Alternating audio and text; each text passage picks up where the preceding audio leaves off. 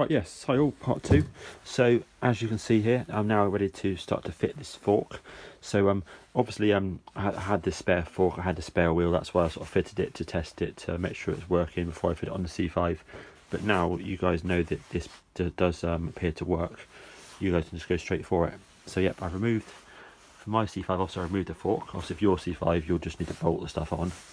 So I've removed the old fork, taken off the old wheel, gone for brand new old stock tyre here. Thought you might as well, thought you know what, if it works I'm never going to take it off again, and I'll keep this C5 as well. So I've gone for a nice new tyre with the correct brand new valve, sorry, inner tube, sorry, with the correct offset here. I always like to apply some silicone spray, which you can see the glisten here on the tyre to help it sit nicely and perfectly. Cool, so that's ready to go. So that was easy. So yeah, I'll just clean the bearings. Obviously, again, you won't need to do any of this sort of stuff. I'm just sort of taking the fork off just to give it full service automatic. So I clean up the bearings. Gonna reapply it all back together now and go from there. Cool.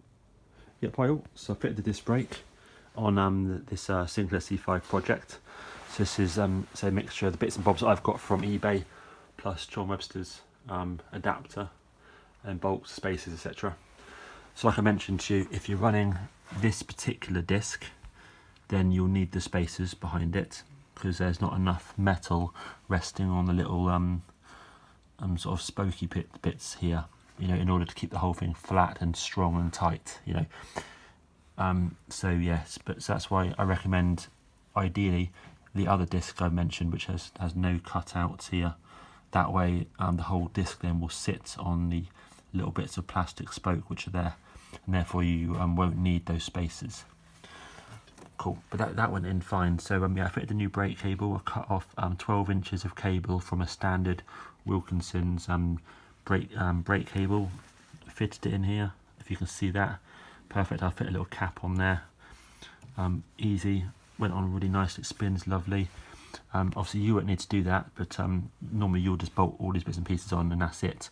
But you saw that I removed the old fork, which is here, and the old tyre, and I fitted a brand new old stock tyre on there, new inner tube with the correct valve on it, and that way I was also, whereas the fork was out, because I cleaned it up and painted it, I was able to then grease the upper and lower bearing here, clean the bearing cups out, take the steering rod off, clean it, grease it, so it's all back together, and so that whole front end is bar the adjustment which will probably be required is done.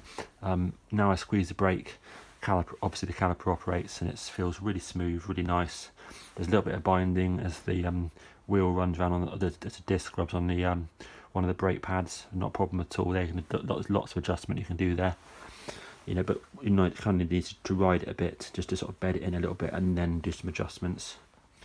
But yeah, that went on really well.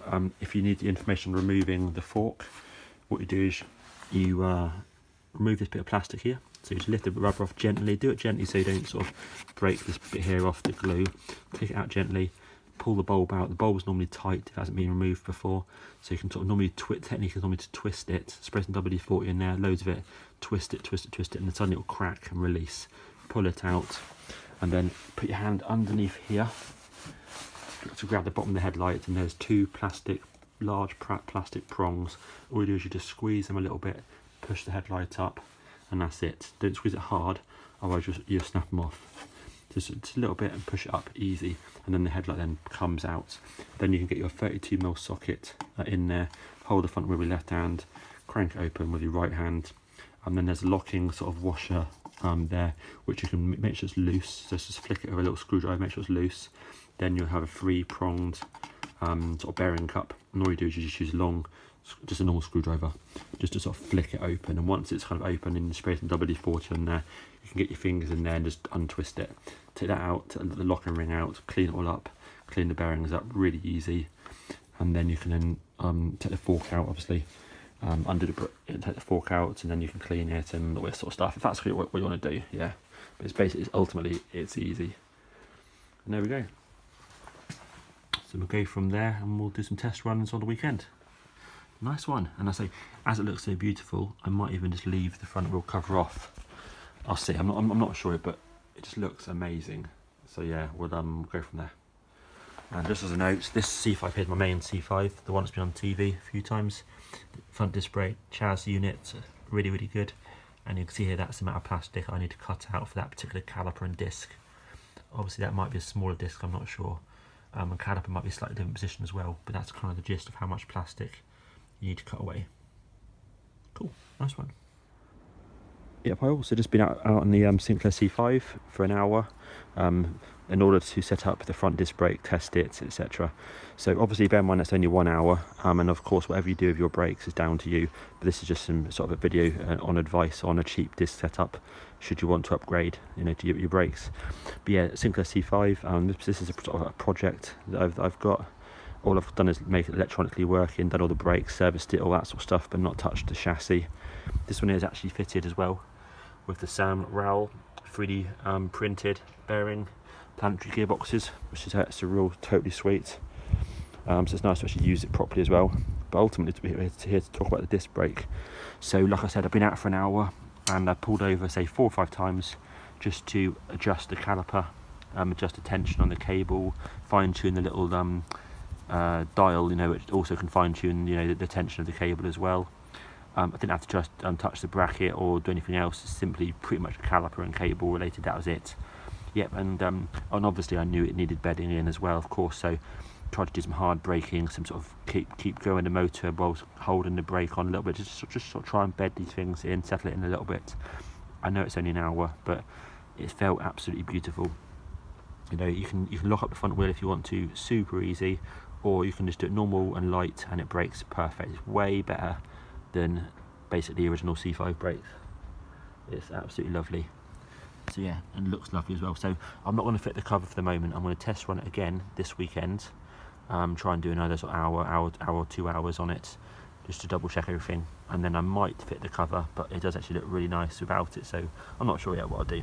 I have got the rear cover on the back. I just had to adjust the wheel bearing last night. That's all ready in preparation for using it today. But yeah, it felt really good. So £53 modification, DIY, bits from John, bits from eBay, super easy to do, you know, and obviously takes a little bit of time to adjust the caliper, but at the end of the day it's, you know, it's 4 or 5 Allen key bolts that you need to adjust. It's not rocket science, it's all pretty easy, and then you're left with quality brakes. Cool, there we go. So yeah, I'll run it again this weekend, have another go, but otherwise I'm really pleased with that so far. And of course whatever you do with your brakes is entirely down to you. So this is just a sort of information video showing you guys how you could do a very cheap disc conversion, which does vastly improve your braking, but of course with brakes and modifications, do everything at your own risk. Cool, cheers.